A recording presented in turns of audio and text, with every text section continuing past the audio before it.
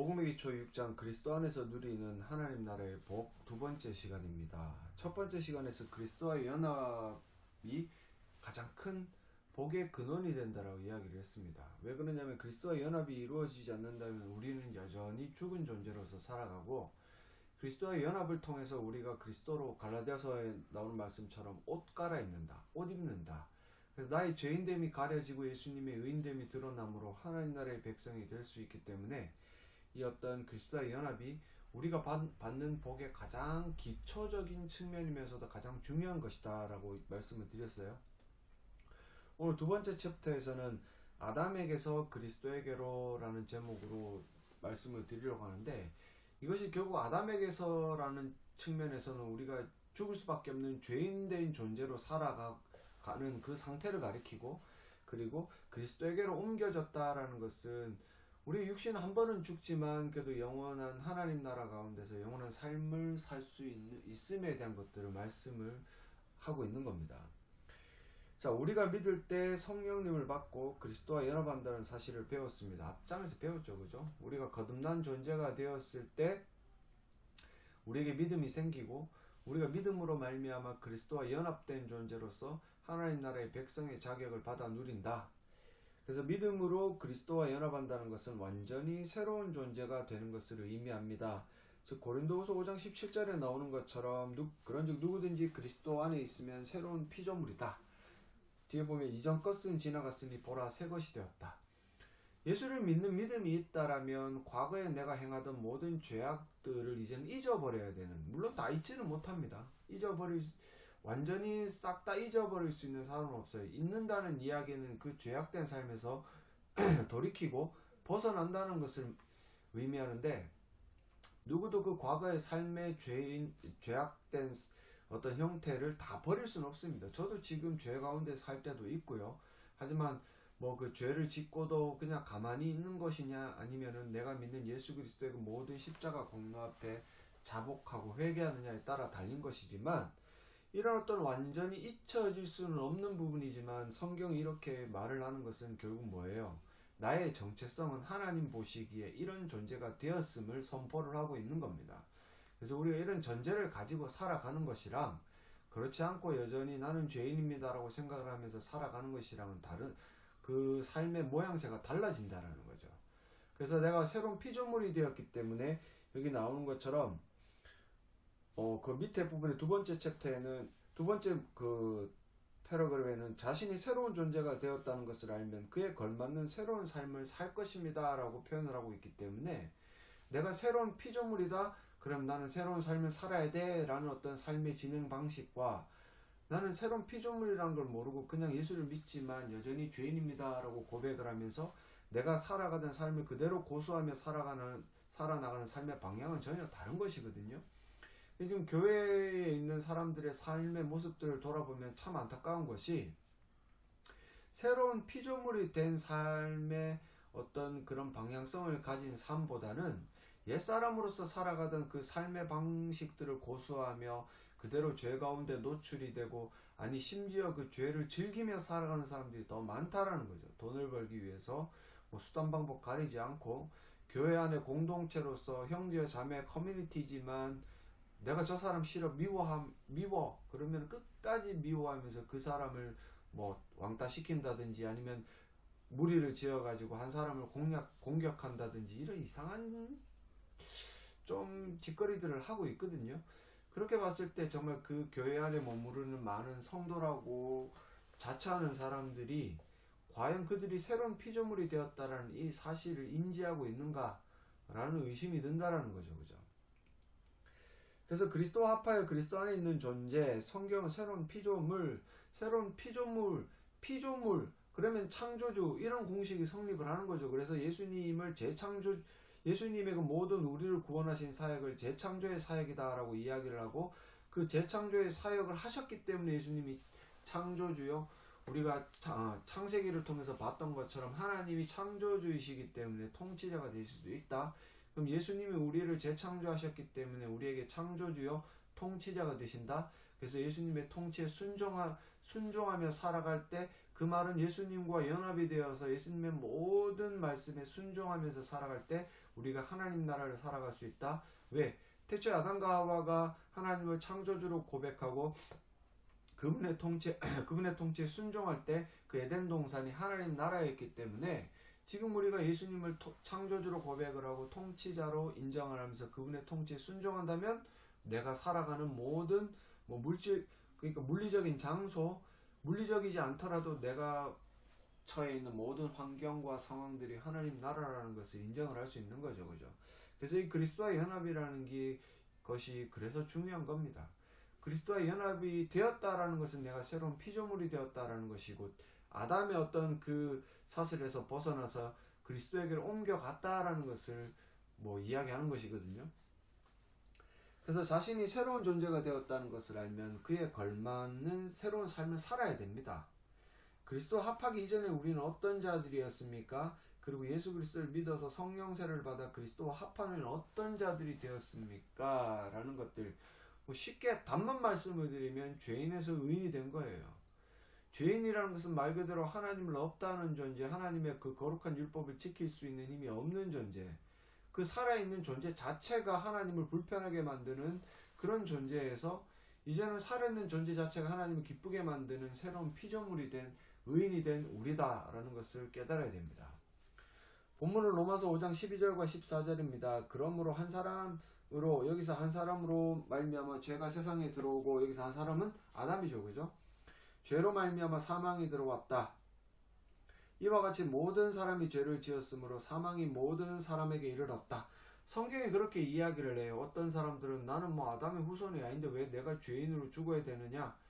많은 불신자들 가운데 이런 어떤 성경 말씀을 접하면 좀 알러지 반응을 일으키는 사람들이 있어요. 왜 내가 불합리하게 이래? 라고 이야기를 하지만, 대표성 교리를 설명하지 않더라도 믿음 있는 사람들은 이 성경을 그대로 받아들이는, 수납하는 그런 어떤 성향이 있기 때문에 이 말씀을 그대로 믿는 거죠. 왜? 아담이 나의 선조가 되고 나의 조상이 되기 때문에 그 아담이 죄를 지었으면 나는 그대로 그 죄를 물려받아 죽을 수밖에 없다. 이것을 인정해야 내가 예수 그리스도를 믿음으로 말미암아 구원을 받는 것. 그러니까 아담의 허리춤에 매달려 있다가 그리스도의 허리춤으로 옮겨가는 것, 이것이 가장 큰 은혜가 되거든요. 그런데도 불구하고 아담이 지은 죄를 왜 내가 책임을 져야 돼? 공동 책임의식이 없는 사람들은 이 은혜도 그렇게 귀하게 생각을 하지 않습니다. 한번 곰곰이 생각을 해보십시오. 13절에 죄가 율법이 있기 전에도 세상에 있었으나 율법이 없었을 때에는 죄를 죄로 여기지 않았다. 그래서 모세가 율법을 받기 이전에 율법이 없었을 때에 살아가던 사람들은요, 그들이 행하던 모든 행위들이 죄지만 그것을 죄라고 규정지을 만한 율법이 없었기 때문에 율법의 정죄를 받지 않았어요. 그죠? 그럼 그들이 죄인이 아닙니까? 죄인이 아니었으면 그 율법이 오기 전에 사람들이 영원히 살아야 됩니다. 왜 그러냐면 죄의 삭시 사망이기 때문에 그래요. 근데 우리가 아는 것은, 결론적으로 아는 것처럼 율법이 있기 전에도 사람들이 살아왔지만 그들이 죽었다라는 것은 이 율법의 정죄를 받지 않았지만 죽은 이유가 있다라는 거죠. 그 이유가 뭐냐면 아담이 12절에 이야기하는 것처럼 아담으로부터 들어온 이 죄의 영향력 아래 있었고, 더 쉽게 말한다면 원죄를 물려받았고 그 원죄 때문에 죽을 수밖에 없었다. 그래서 12절과 13절은 13절이 12절을 더 보충해주는 설명이죠. 그죠? 왜 아담으로부터 죄가 들어오고 죄로 말미암아 사망이고 그 뒤에 나오는 모든 사람이 죄를 지었다라고 표현을 하고 사망이 이르렀다라고 이야기를 합니까? 율법이 없었을 때에는 율법으로 정죄를 받지 못했지만 아담의 원죄가 그들에게 주어졌고 그 죄로 말미암아 죽었음을 증명을 하는 거죠. 그죠? 그러면서 14절에 그러나 아담으로부터 모세까지 아담의 범죄와 같은 죄를 짓지 않은 자들도 사망이 왕노릇하였나니, 왜 그러냐면 아담의 원죄, 아담이 인류의 대표가 되었기 때문에 그래요. 그러면서 아담은 오실자의 모형이다. 그래서 뒷부분에 가서 제가 말씀을 드리겠지만 모든 인류는 아담을 대표로 한 무리와 그리스도를 대표로 한 무리들에게 나뉘어져요. 딱 이분법적으로. 그래서 아담을 대표로 삼고 있는 무리들은 죽을 수밖에 없고 그리스도를 대표로 삼고 있는 사람들은 살 수밖에 없는 그런 어떤 것들을 이야기하기 때문에 아담은 오실자의 모형이다 라고 이야기를 합니다. 그 고린도전서 15장 45절입니다. 기록된 바 첫사람 아담은 생명이 되었다. 여기서 생명이 되었다라는 것은 사람으로서의 첫 출발을 가리키는 거예요. 하나님께서 첫사람 아담을 생기를 불어넣으셔서 생명이 되게 하셨기 때문에 그로 말미암아 모든 사람이 태어났다라는 것을 말하는 것이고, 마지막 아담 즉 예수 그리스도는 살려주는 영이 되었다. 그 아담이 생명으로서 죄를 짓고 그 모든 죄를 물려받은 인류가 죽을 수밖에 없었기 때문에 이 아담은 생명이 되었다라고 이야기를 하지만, 이런 죽을 수밖에 없는 죄인들 가운데 살아갈 수 있는 생명을 주신 예수 그리스도를 살려주는 영이 되었다라고 고린도전서 15장 45절은 이야기를 하고 있는 거죠. 그죠? 자, 1번 아담은 범죄하였고 그로 인해 죄가 이 세상에 들어왔으며 죄의 형벌인 사망이 모든 사람에게 이르렀습니다. 이 말을 믿든지 안 믿든지 받아들이든지 받아들이지 않든지는 건 여러분들의 자유고, 그건 여러분들의 믿음이 작용을 하는지 하지 않는지에 따른 결과입니다. 그래서 이 선포된 말씀을 가지고 왜 이런지에 대한 것들로 불만을 품는 거는 별로 좋지가 않아요. 왜 그러냐면 선포된 하나님의 말씀은 진리라는 사실을 믿는 자들을 알고 있기 때문에 그렇습니다. 하나님이 첫 번째 사람인 아담을 모든 인류의 대표로 삼으셨기 때문입니다. 에덴 동산이란 좋은 환경에서 죄된 성향이 없었던 아담은 하나님의 간단한 명령에 쉽게 순종할 수 있었습니다. 이 아담이 양날의 검과 같은 능력을 가지고 있었어요. 하나님의 말씀에 온전히 순종할 수 있는 능력과 또한 그렇지 않을 수도 있는 능력. 그런데 이 아담이 순종할 수 있는 능력으로 계속 말씀에 순종했다라면 영원한 생명을 받아 누릴 수 있었겠지만, 그의 어떤 자유의지로 그는 하나님처럼 되고 싶어 해서 하나님의 말씀에 불순종하기로 자기 스스로 결정한 겁니다. 그죠? 이과를 참고하여 아담이 저지른 죄의 본질과 그 결과. 아담이 지은 죄의 본질은 말 그대로 한마디로 딱 던지면 불순종입니다. 하나님이 선악을 알게 된 나무의 열매를 먹지 마, 먹으면 반드시 죽어라고 말씀을 하셨는데, 사단의 유혹에 넘어가기는 했지만 결국 따지고 보면 이 아담은 하나님의 말씀에 불순종했고 자기 스스로를 높이고자 했다. 그 안에 죄를 짓는 방식의 왜곡과 축소와 이런 어떤 자질구레한 이야기를 하기는 했지만, 한마디로 정의를 내리면 불순종이에요. 불순종. 하나님처럼 되고 싶어 자기를 더 하나님을 없다 생각하고 자기를 하나님처럼 만들고 싶어서 자신의 통치자가 되시는 하나님의 말씀에 불순종한 게 죄의 본질이고, 이 죄의 본질 불순종으로 말미암아 파생된 결과가 뭐예요? 사망입니다. 사망. 물론 아담과 하와가 바로 죽지는 않았지만 하나님과의 단절, 에덴 동산에서 추방이 되고 추방됨으로 말미암아 하나님과의 단절을 경험하는, 자신의 죄 때문에 수치스럽게 살아가다가 죽고 영원한 지옥 가운데 떨어질 수밖에 없는, 그것을 통칭해서 죽음이라고 이야기를 하는 거죠. 그죠?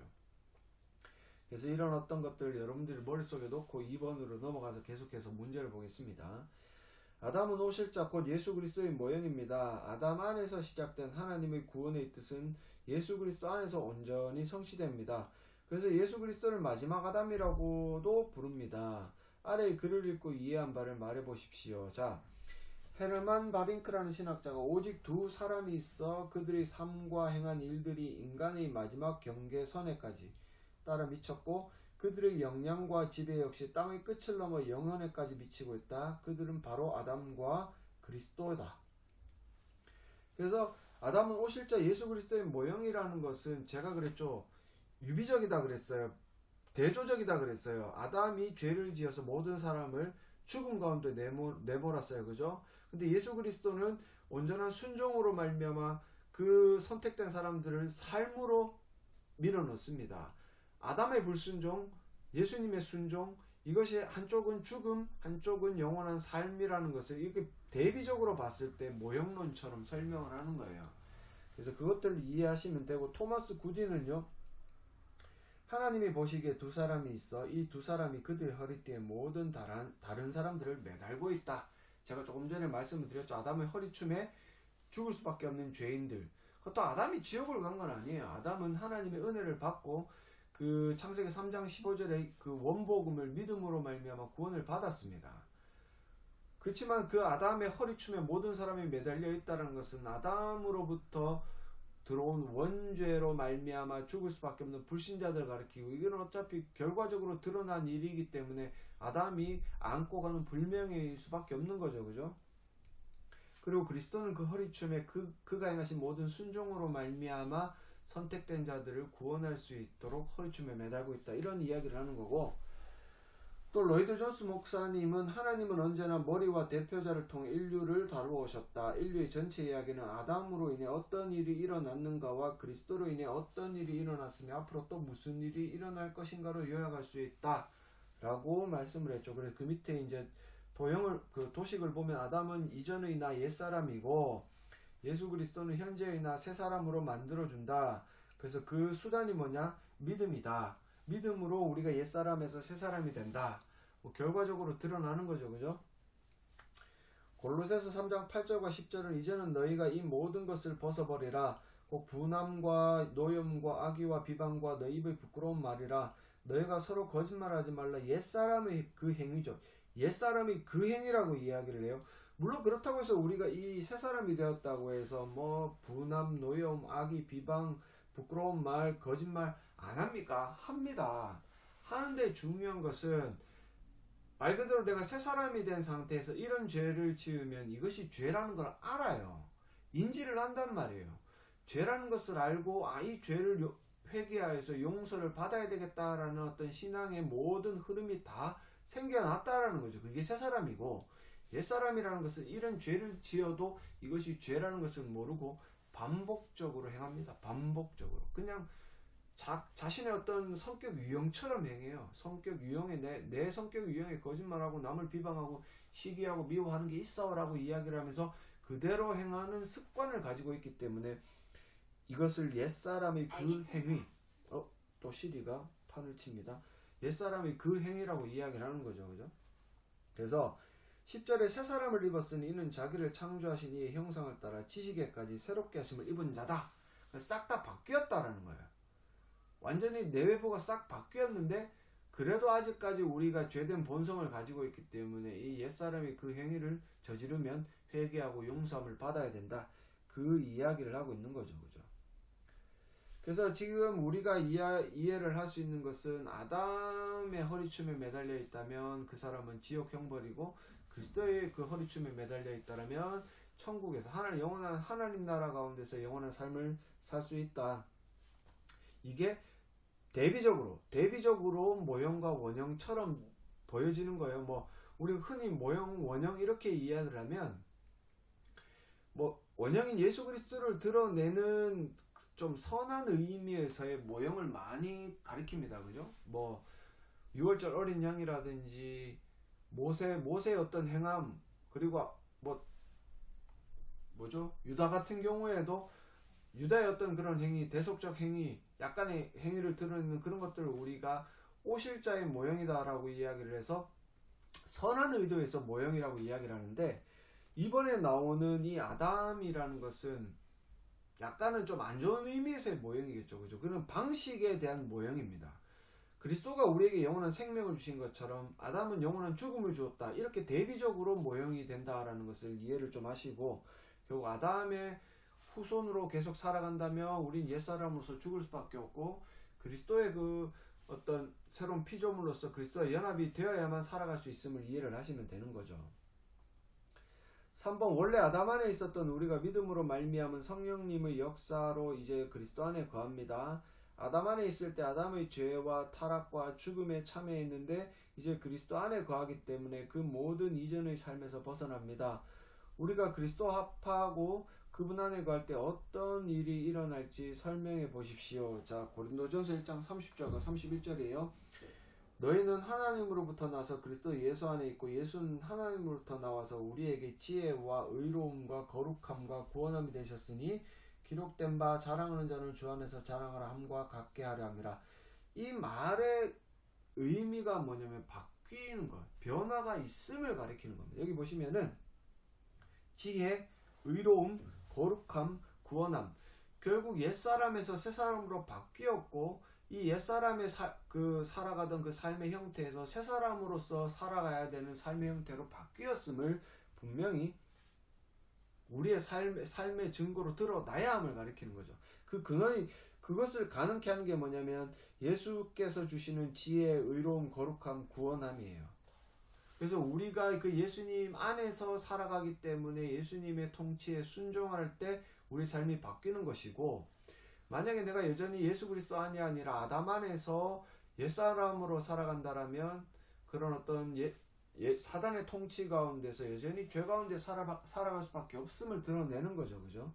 그래서 그리스도와 합하여 그분 안에서 살아갈 때는 예수님의 통치 가운데 거하면서, 뭐 궁극적으로 말하면 예수님이 우리에게 율법의 완성으로 주셨던 하나님 사랑과 이웃 사랑을 실천하면서 살아간다라는 거죠.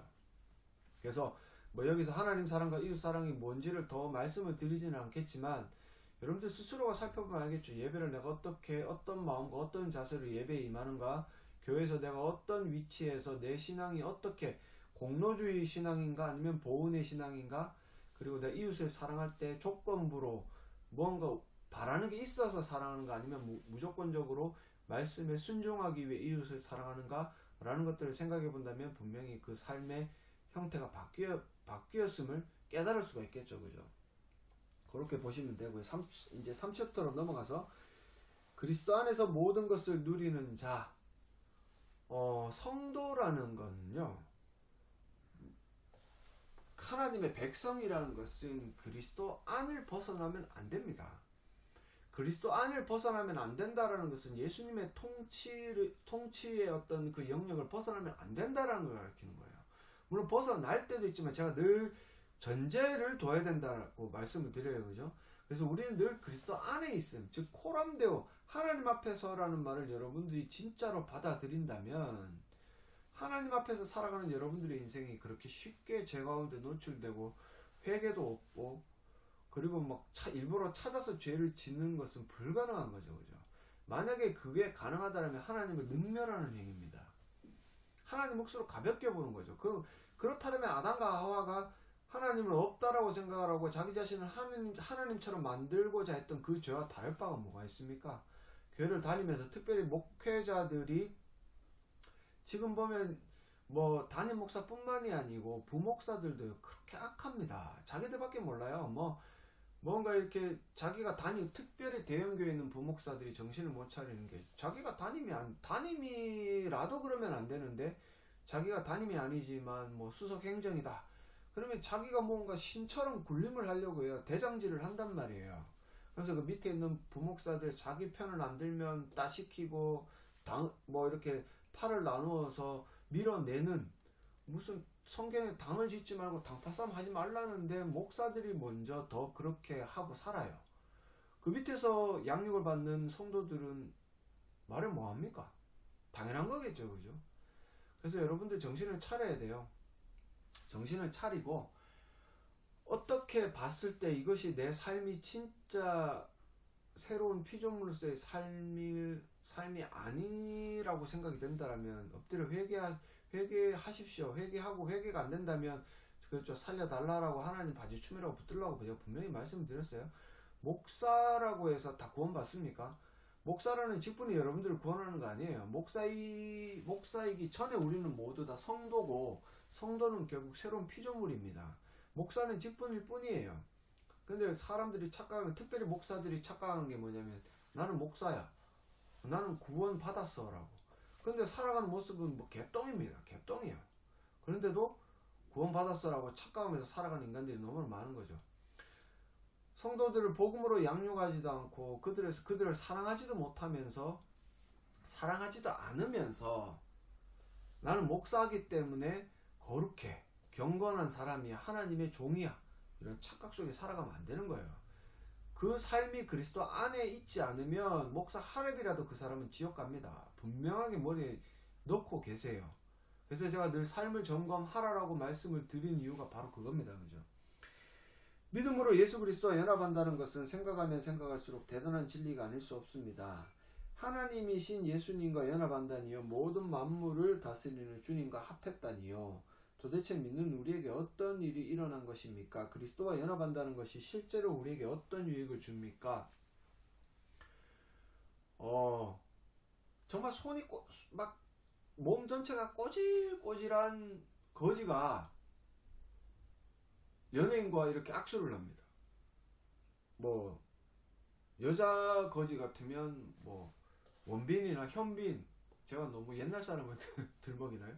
그런 어떤 연예인과 악수를 한다면 영광이겠고, 특별히 남자 거지들은 전지현이나 뭐 이런 어떤 뭐 손예진, 너무 옛날 사람이죠. 죄송해요. 그런 어떤 연예인과 악수를 하면 굉장히 좋겠죠, 그죠? 그런 사람과 뭐 결혼해서 산다면 더 좋겠죠, 그죠? 거지인데, 그리고 못생겼는데, 그런 잘생기고 예쁜 연예인들이 나와 같이 살자라고 이야기하면서 데리고 가가지고 뭐 목욕도 시켜주고 좋은 옷도 입혀주고 내 아내다, 내 남편이다 라고 이야기를 해준다면 얼마나 고맙겠습니까? 아이고, 저는 뭐 별로 상관없어요. 저는 어차피 결혼하고 행복하고 우리 마누라를 제일 사랑하기 때문에 뭐 별로 상관없어요. 그런 거와 비슷한 거예요. 정말 죄인이고 죽을 수밖에 없는데 하나님이 나를 데리고 가서 씻기고 입히고 너 나의 신부야 라고 이야기를 하는, 그러면서 가장 좋은 것들을 내게 주시고 하나님 나라를 유업으로 주시는 그런 일들을 행하셨다? 이게 얼마나 대단한 일입니까? 근데도 우리가 그게 얼마나 대단한 일인지를 생각하면서 하나님께 감사하면서 살아가는 사람들이 잘 없는 것 같아요. 그죠? 우리는 이미 주 예수 그리스도를 믿을 때 죄 사함과 의롭다함을 얻는다는 복음을 잘 압니다. 이러한 복음을 이제는 그리스도와의 연합이라는 진리로 이해하고자 합니다. 성령님으로 그리스도와 합할 때 어떤 일이 일어나기에 우리의 모든 죄가 사해집니까? 갈라디아서 2장 20절, 내가 그리스도와 함께 십자가에 못 박혔나니, 나는 박힌 적이 없습니다. 십자가에 달린 적 없습니다. 근데 십자가에 달렸다라고 이야기를 해요. 십자가에 달렸다라는 얘기는 내가 죽었다라는 얘기죠. 내가 죽었으면 죄에 대해 죽었다라는 얘기고, 이제는 더 이상 죄에 대해서 정죄를 받지 않는다는 얘기고, 내가 죄에 대해서 죽었다라는 얘기는 내가 의인이 되었다라는 걸 가리키는 겁니다. 그런즉 이제는 내가 사는 것이 아니다. 오직 내 안에 그리스도께서 사시는 것이다.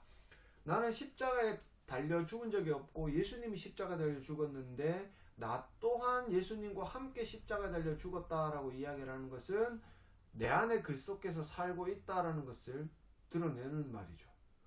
그래서 나는 죽은 적이 없고 나는 살은 적이 없는데 내가 그리스도의 그 모든 십자가의 공로와 연합이 되었기 때문에 나도 살아났다. 그래서 그리스도께서 내 안에 사신다라는 말은 내가 그리스도 안에서 그리스도의 통치를 받고 있다라는 말을 뜻합니다. 로마서 6장 6절과 7절입니다. 우리가 알거니와 우리 옛사람이 예수와 함께 십자가에 못 박힌 것은, 십자가에 못 박힌 적 없어요. 근데 상징적인 거죠. 그죠? 내가 예수 그리스도를 믿음으로 말미암아 그리스도와 연합이 되면 그분의 모든 의로움이 내게 전가가 되기 때문에 나는 십자가에 달린 적이 없는데 내가 달린 것처럼 여겨지는 거예요. 죄의 몸이 죽어 다시는 우리가 죄에게 종노릇하지 않아야 된다. 죄에게 종노릇하면 안 된다. 이는 죽은 자가 죄에서 벗어나 의롭다 하심을 얻었다. 죽었어요.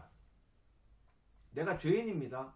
내가 횡령을 저질렀어요. 100억 횡령을 저질렀습니다. 100억이라는 돈을 횡령해가지고 막 쫓기다가 죽었습니다. 죽으면은 그 100억 횡령에 대한 죄값을 물을 수가 없어요. 왜? 그 사람이 죽었기 때문에 그래요. 뭐 살아있어야 뭐 깜빵에 보내가지고 뭐 징역 10년을 처한다든지 이렇게 하는데, 죽어버리면 죄값을 물을 수가 없어요. 그래서 계속 이 갈라디아서나 로마서에서 이야기하는 것처럼 내가 예수 그리스도와 함께 십자가에 못 박혀 죽었으면 더 이상 죄가 우리를 주장할 수가 없습니다. 그래서 내가 죄에게 매여 종노릇 할 수 없어요. 근데 왜 내가 죄를 짓습니까? 아직까지는 완전하게 내가 죄된 본성에서 벗어나지 못했기 때문에, 내가 아직 그 죄된 본성을 가지고 있기 때문에 그래요. 루터가 이야기한 것처럼 우리는 완전한 의인인 동시에 우리는 의인인 동시에 죄인이다.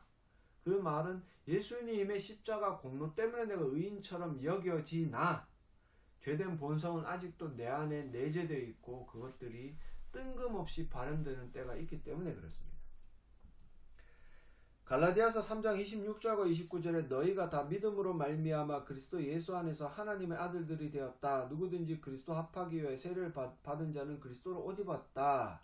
너희는 유대인, 헬레나 뭐 다 그죠? 그리스도와 연합된 자는 더 이상 이제는 외인도 아니고 이제는 유업을 이을 자다. 그래서 그리스도와 연합이 될 때 하나님 나라를 기업으로 받는, 유산으로 받는 그런 어떤 하나님의 자녀가 됨을 이야기하는 거죠.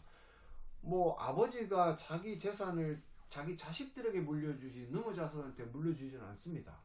내가 유업을 이었다라고 이야기하면 하나님이 내게 아버지가 되셨다라는 것을 뜻하는 거죠. 그죠? 자, 1번 믿음으로 그리스도와 연합한다는 것은 그분의 것을 값없이 선물로 받고 마음껏 누린다는 것을 의미합니다. 그 중에서 가장 중요한 것은 죄 문제 해결. 제가 그랬잖아요. 죄의 삭시 사망인데 죄를 가지고 있으면 죽을 수밖에 없어요.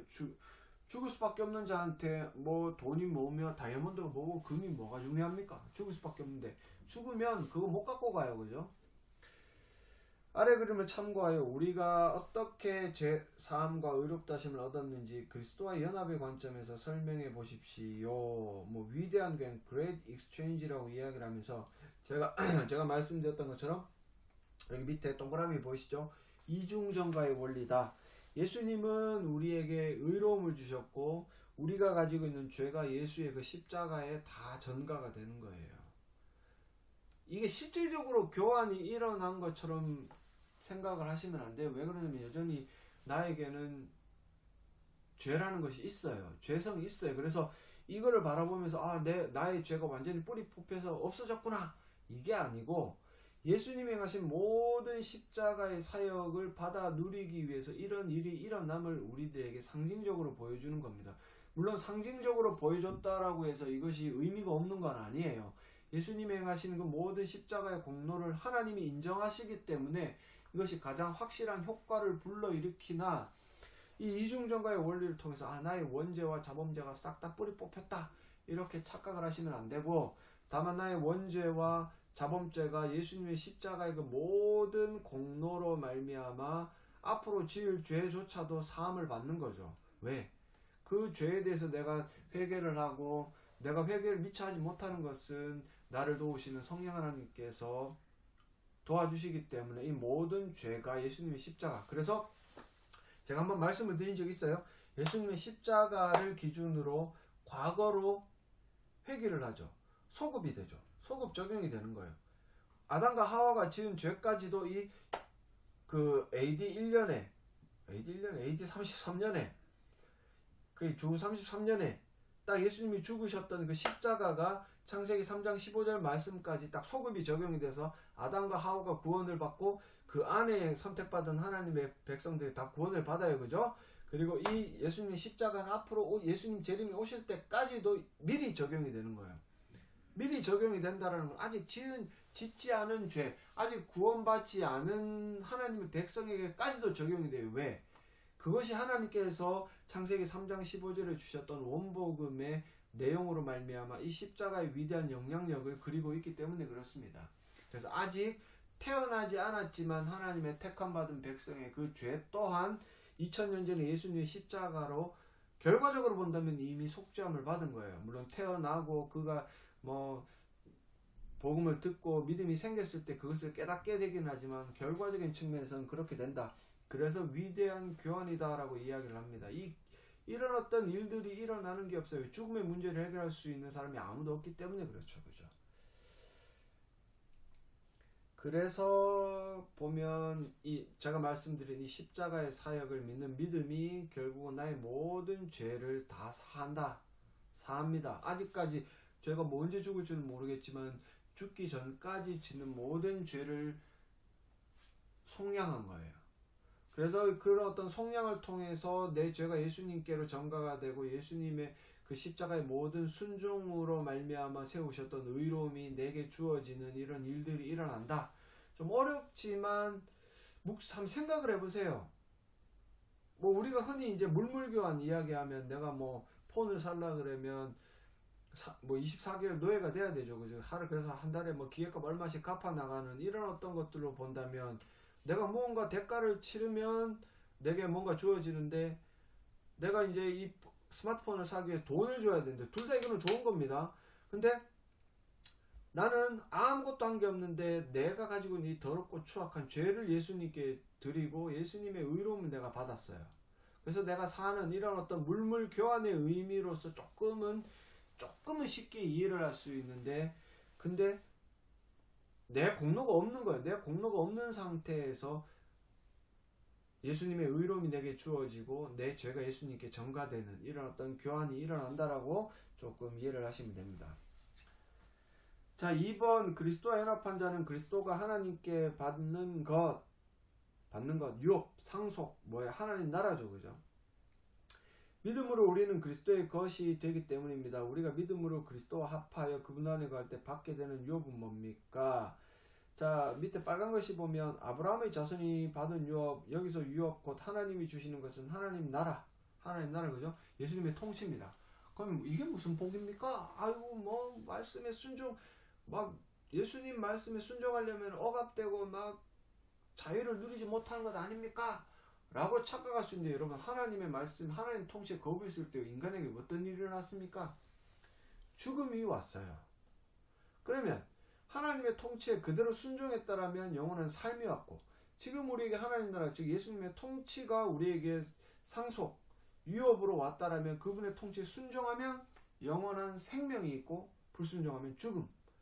근데 이게 억압이고 뭐 속박입니까? 절대로 아니죠, 그죠? 제가 아이를 키워보면 알잖아요. 지금 아이들이 10살, 8살인데 얘들은 제가 잔소리하는 거를 억압이라고 생각을 하겠죠. 뭐 스마트폰으로 오락하지 마라. 얘들은 스마트폰이 없는데 얼마 전에 지 친구 거 갖고 이제 오락을 하다가 저한테 걸려가지고 제가 뭐 매를 대지는 않았지만 뭐 이렇게 이야기를 했어요. 그럼 제가, 야, 너네는 아직까지 스마트폰으로 오락을 하면 안 돼. 속박입니다. 속박. 자기들이 봤을 때는. 근데 이것들이 나중에 이 아이들에게 어떻게 유익으로 다가올 줄 모르는 거죠. 지금 많은 애들이 스마트폰으로 오락을 하면서 중독이 되어가지고 바보 멍충이들이 되고 있어요. 생각을 안 해요. 여러분들 스마트폰으로 오락을 해봤습니까? 뭐 가만히 있어도 자기가 스스로 오락을 하는 게임도 있고, 뭐 그냥 몇 시간 가는 건 우습죠, 그죠? 바보를 만들고 있는데, 그렇게 되는, 저는 저 아이들이 그렇게 되기를 원하지 않거든요. 그래서 이제 그 아이들에게 좀 잔소리처럼 들리지만 스마트폰으로 오락하지 마라. 아직까지는 그 아이들 어떻게 받아들여요? 결과적으로 나중에 좋은 것으로 이해를 하겠지만 지금은 속박처럼 느껴지는데, 이와 마찬가지로 하나님 나라, 즉 예수님의 통치가 어떨 때는 너무나 우리에게 속박처럼 다가올 때도 있습니다. 신앙이 약할 때는요. 근데 그게 결국은 신앙이 성장하다 보면 예수님의 말씀이 가장 선한 것이고 우리에게 좋은 것임을 깨달을 때가 오는 거죠. 그죠? 이는 아브라함의 자손에게 주시겠다고 아브라함에게 약속하신 것이다. 아브라함의 참된 자손은 바로 그리스도다. 그리스도만이 아브라함의 자손에게 약속된 하나님 나라를 받을 수 있다. 여기서 그래서 아브라함에게 뭐 창세기 12장에서 주신 것처럼 뭐 너의 후손, 이것이 뭐 사도 바울이 이야기한 것처럼 예수 그리스도만을 드러낸다. 이게 뭐 언약 신학에 보면 왈가왈부 말이 많아요. 근데 실질적으로 하나님 나라를 유업으로 받을 수 있는 유일한 분은 예수 그리스도밖에 없어요. 왜 그러냐면 그분이 하나님의 말씀에 온전히 순종했기 때문에 그렇습니다.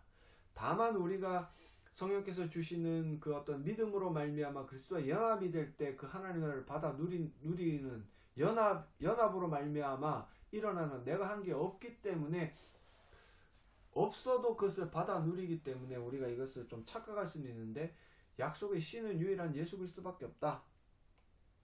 믿는 모든 자는 그리스도와 합하여 그리스도 안에서 아브라함의 믿음의 자손이 되어 그리스도가 받는 유업에 참여를 하는 거죠. 그죠? 그래서 그리스도 안으로 들어갈 수 있는 거듭남, 물론 더 앞서서 선택, 이런 어떤 하나님의 선행되는 은혜가 반드시 우리에게 있어야 됨을 명심하셔야 됩니다. 갈라디아서 3장 16절에 이 약속들을 아브라함과 그 자손에게 말씀하신 것인데, 말씀은 그렇게 선포됐어요. 아브라함을 통해서 선택된 그들의 자손에게 선포가 되었지만, 여럿을 가리켜 그 자손들을 하지 아니하고 오직 한 사람을 가리켜 내 자손이라 하셨으니 곧 그리스도라. 왜 그러냐면 이 모든 유업을 성취하실 수 있는 분이 예수님 한 분밖에 없기 때문에 그렇습니다. 그래서 하나님 나라, 우리가 받는 유업은 예수 그리스도 안에서 하나님 나라, 즉 예수님의 통치를 경험하는 것, 통치를 받음으로 말미암아 가장 선함과 가장 거룩함과 가장 의로움으로 내 삶이 바뀌어지는 것, 그게 유업이고 복입니다.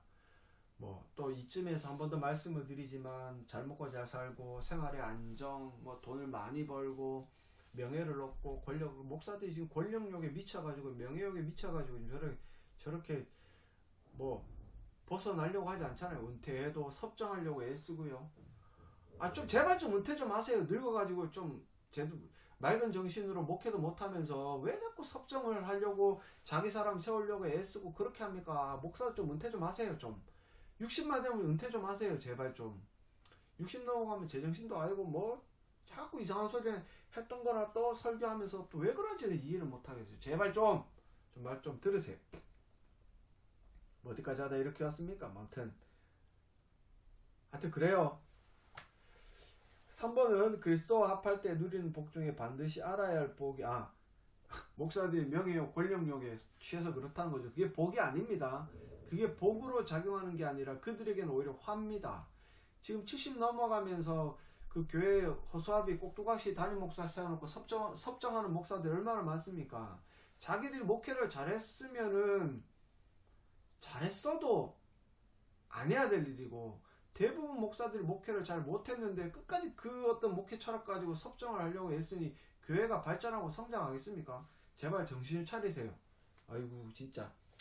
3번 그리스도와 합할 때 누리는 복 중에 반드시 알아야 할 복이 또 있습니다. 그것은 우리 모두가 그리스도 안에서 하나 혹은 한 몸이 된다는 거예요. 제가 에베소서를 통해서 계속 말씀을 드리죠.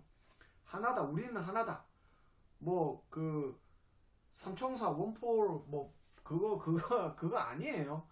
우리는 그냥 그리스도의 지체로서 제 머리가 있고 손가락이 있고 뭐 발가락이 있고 팔이 있고 배가 있고 가슴이 있고 배가 있는데 이게 다 다른 이름이 붙어져 있다고 해가지고 저의 몸이 아닌 게 아니죠. 그죠?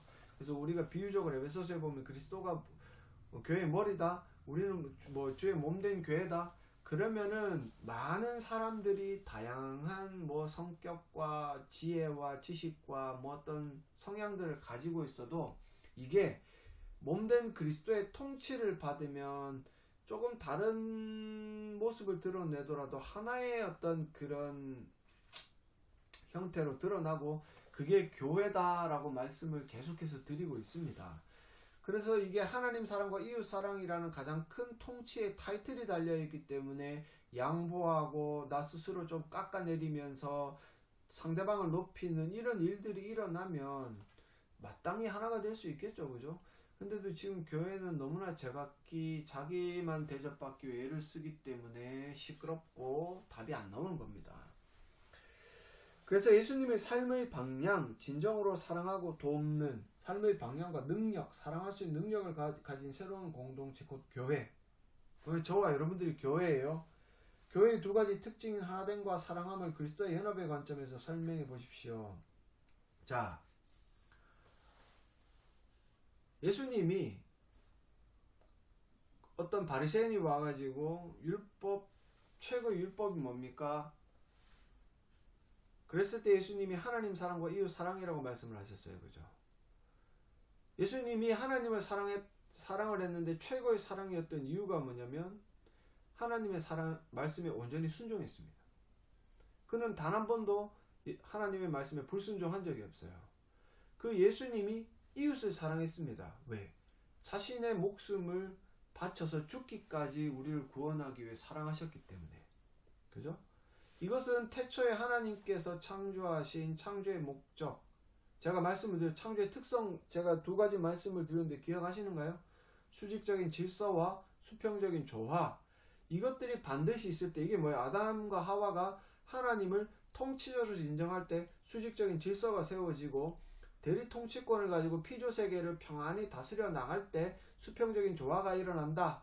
근데 죄로 말미암아 이게 두 가지가 다 깨어져 버렸습니다. 이런 상황 가운데 예수님이 이것을 완성하기 위해 이 땅 가운데 성육신하셨고 그 33년의 인생 가운데 하나님의 말씀에 온전히 순종하심으로 수직적인 질서를 잡았어요. 그리고 그 어떤 십자가에 달려 죽으심으로 말미암아 이 땅 가운데 있던 모든 그 원죄를 해결하시는 수평적인 조화, 즉 이웃사랑을 실천하셨습니다. 그래서 우리가 예수 그리스도와 연합이 되어져 있다라면, 우리가 교회라면, 우리가 저 예배당에서 모여서 교회로서 이렇게 살아가고 있다라면 하나님 사랑과 이웃 사랑을 반드시 실천하고, 그것이 의무감으로서만 오는 것이 아니라 우리가 누리는 복이다라는 것을 깨달아야 됩니다. 뭐 예배 드릴 때요, 지금 코로나 때문에 비대면 예배 드리잖아요. 비대면 예배 드릴 때 여러분들 어떤 자세인가 한번 스스로 한번 점검해 보세요. 뭐 이불 덮고 반스만 입고 그냥 핸드폰 가지고 설교를 듣고 있으면 그 의무감에, 그것도 지 자식이 그런다고 교회 와서 자랑하는 애비는 또 뭡니까? 둘 다 멍청한 것들이죠. 그죠? 그리고 목사가 설교를 준비해야 돼요. 이 설교가 결국은 하나님을 사랑하는, 어떻게 보면 목사가 가지고 있는 가장 큰 모습이죠. 그죠? 성경에 있는 모든 내용들을 명확하게, 물론 지혜에 따라 가지고 있는 영향에 따라 다르겠지만 최대한 내 이야기를 하는 게 아니라 하나님의 말씀을 성도들에게 선포하기 위해 성경을 연구하고 성경을 게을리 공부하지 않는, 신학을 계속해서 공부하는 그 모습을 가져야 돼. 그게 하나님 사랑입니다. 그게 또한 동시에 이웃 사랑이에요. 왜? 성도들을 사랑하는 모습이니까. 그러면서 성도들을 돌아보고 신방하고 그들의 삶이 어떤지, 그리고 그들과 함께 슬픔과 기쁨을 공유할 수 있는, 공감할 수 있는 그런 어떤 능력이 있어야 되고, 성도들은 그 가르침을 받아 예배에 나와서 예배 가운데 정말 은혜 받고 하나님 말씀을 자기의 삶에 적용하기 위해 애를 쓰고, 뭐 목사가 선포하는 말씀을 듣고 기분이 나빠도 그 말씀대로 살기 위해 투쟁하는, 그리고 자기보다 약한 자들을 돕고 없는 자들에게 내 것으로 베풀 수 있는 이런 어떤 삶의 모습을 드러내야 되고, 그것이 교회가 받아 누리는 복이라고 이야기를 했습니다. 그 복을 교회들이 지금 가지고 있느냐, 목사들이 가지고 있느냐, 성도들이 가지고 있느냐, 그것이 있어야 그리스도 안에 있는 교회요, 그리스도 안에서 움직이는 성도라고 이야기를 할 수 있는 거죠. 그래서 계속해서 살펴본 것처럼 하나님 나라의 복은 그리스도와 연합, 그 그리스도와 연합으로 말미암아 내가 의인됨, 내 의인됨으로 말미암아 새로운 피조물이 됨으로 말미암아 내 삶이 바뀌어지는 것, 그리고 그렇게 바뀐 삶으로 말미암아 하나님을 사랑하고 이웃을 사랑하는 모습이 교회 가운데서 드러나야 하는 것, 이게 참된 복이다. 이 복은 결국 하나님 나라의 통치자가 되시는 예수님 말씀에 순종함으로 일어난다. 이 순종하려면 거듭나야 되고 믿음이 있어야 된다. 그리스도와 연합이 되어야 된다. 이렇게 말씀을 드린 겁니다. 그래서 여러분들이 복에 관한 세속적인 관점을 가지고 살아가지 마시고 성경이 이야기하는 성경적 복을 받아 누리심으로 하나님 나라를 이 땅 가운데 보여주시고 확장시키시는 저 여러분들이 되시기를 간절히 소망합니다.